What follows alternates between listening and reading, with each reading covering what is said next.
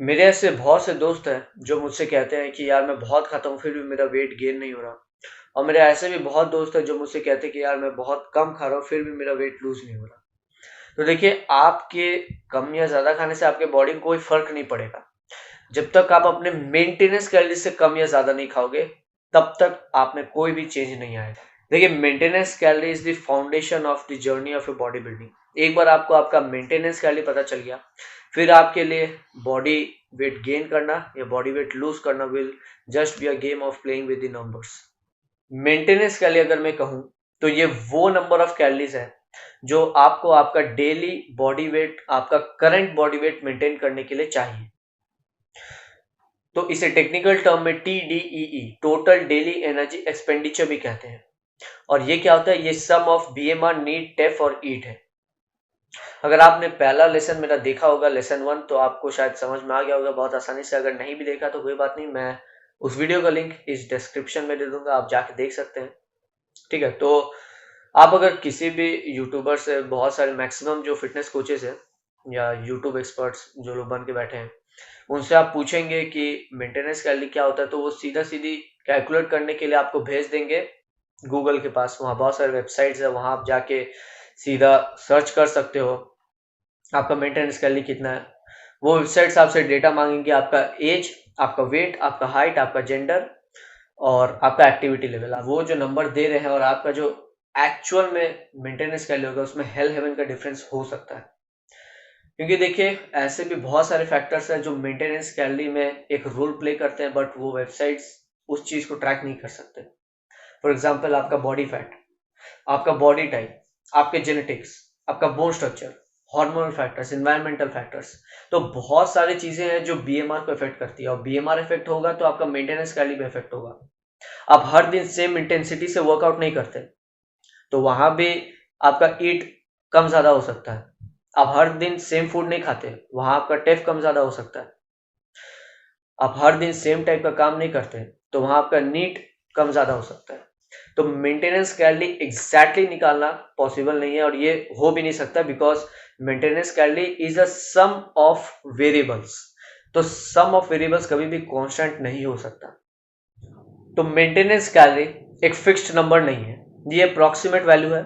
और दुनिया के सारे फिटनेस फ्रीक, सारे बॉडी बिल्डर्स इस अप्रोक्सीमेट वैल्यू को लेकर काम कर रहे हैं और रिजल्ट्स भी पा रहे हैं। आपको भी ये अप्रोक्सीमेट वैल्यू के पास पहुंचना है।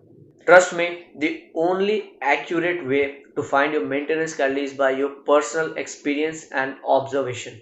यहाँ पर ऑब्जर्वेशन से मेरा मतलब है आपको एक पर्सनल एक्सपेरिमेंट करना होगा। आप एक काम कीजिए, एक डिजिटल वेइंग स्केल पे आज अपना वेट नापिए। सुबह उठने के बाद, खाली पेट वॉशरूम से आने के बाद आप अपना वेट नापिए, उसे नोट कर लीजिए एक जगह। फॉर एग्जाम्पल, आपका वेट आया 80 kgs। अब आपको क्या करना है? आपको एक आपका कस्टमाइज्ड डाइट प्लान बनाना है, जो आप पूरे 2 हफ्ता मतलब 14 डेज के लिए फॉलो करेंगे स्ट्रिक्टली। एक आध दिन अगर आपने कुछ कम ज़्यादा खा ले तो कोई बात नहीं, बट कोशिश कीजिए आप इसे स्ट्रिक्टली फॉलो करें पूरा 14 दिन के लिए। ओके, और आपको हर दिन आपका वेट्स लिखना है। ओके, हर दिन आपको एक डायरी में आपका वेट्स लिखना है, Day 1, Day 2, Day 3 करते हुए Day 14 तक। ओके, तो अब आपके पास 14 दिन के बाद 14 इनपुट्स आ जाएगी वेट्स की।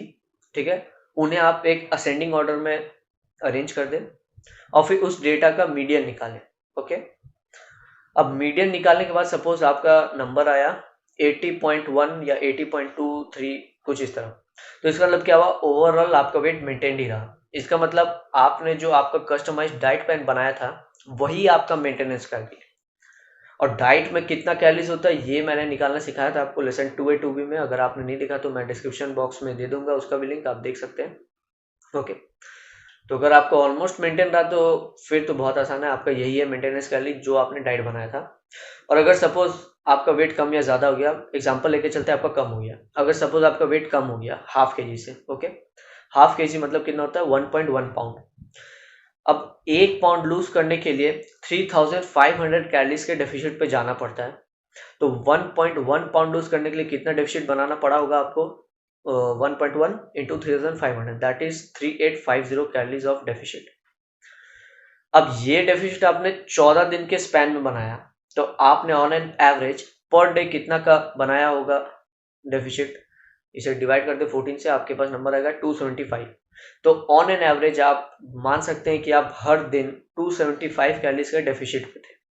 इसका मतलब क्या हुआ कि आपके डाइट में जितनी कैलोरीज थी, आपका मेंटेनेंस कैलोरी उससे 275 ज़्यादा है। तो believe me, this is the most accurate way to calculate your maintenance calorie. अगर आपको वेट गेन करना है तो आप थोड़ा सा कार्बोहाइड्रेट प्रोटीन बढ़ा दें। अगर आपको वेट लूज करना है तो थोड़ा सा कार्बोहाइड्रेट कम कर दे, थोड़ा सा कार्डियो ऐड कर ले, थोड़ा इलेक्ट्रिकल्स ऐड कर ले, थोड़ा सा नीट बढ़ाए। ये सब छोटी मोटी चीज़ें। अगर आपको पसंद आया तो शेयर कीजिए, इस वीडियो को लाइक कीजिए, अपने दोस्तों के साथ बांटिए, अपने फैमिली के साथ बांटिए, बिकॉज नॉलेज बांटने से बढ़ती है।